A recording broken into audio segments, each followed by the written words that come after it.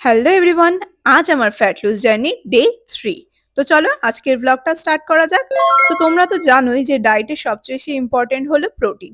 তো আমি চেষ্টা করি আমার প্রত্যেকটা মিল যেন হাই প্রোটিন হয়। তো তার জন্য আজ ব্রেকফাস্টে যে ব্রেডটা আমি ইউজ করছি এটা হলো হাই প্রোটিন মাল্টিগ্রেন ব্রেড। এটার পার স্লাইসে 8 গ্রাম করে প্রোটিন রয়েছে, মানে দুটো স্লাইস খেলেই 16 গ্রাম প্রোটিন ইনটেক কমপ্লিট হয়ে যাবে। আজকের মর্নিংটা স্টার্ট করছি মেথি ভেজানো জল দিয়ে। অনেকের মধ্যে এই ধারণাটা আছে যে মেথি ভেজানো জল খেলে পরে তাদের বেলি ফ্যাট কমে যাবে বা সুগার কমে যাবে বা অনেক রকম প্রবলেম সলভ হয়ে যাবে, বাট একদমই না। মেথি জলটা শুধুমাত্র তোমাদের মেটাবলিজম বুস্ট করবে, ডাইজেশন সিস্টেম ইমপ্রুভ করবে, সাথে আরো অনেক বেনিফিটস রয়েছে। বাট তোমরা যদি নিজেদের লাইফস্টাইল না ঠিক করো তাহলে পরে কিন্তু এই একটা ড্রিঙ্ক তোমাদের কখনোই হেল্প করবে না। তো ব্রেকফাস্টে বললামই এই প্রোটিন ব্রেডটা, যেটার সাথে আমি নিয়েছি পিনাট বাটার, আর সাথে নিয়েছি একটা বানানা। আর এদিকে বরের জন্য টিফিন আমি রেডি করে নিয়েছি।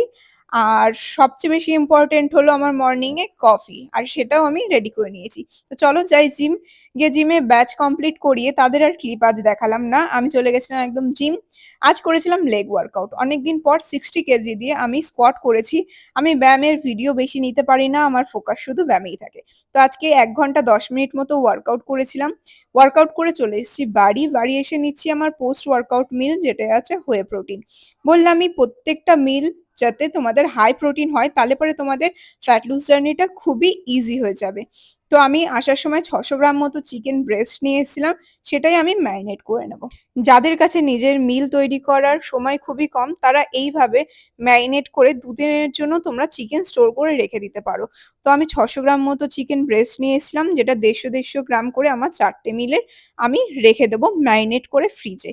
যখনই আমার মিল টাইম হবে আমি শুধু বের করে হালকা অয়েল ব্রাশ করে বা বাটার দিয়ে কুক করে নেব।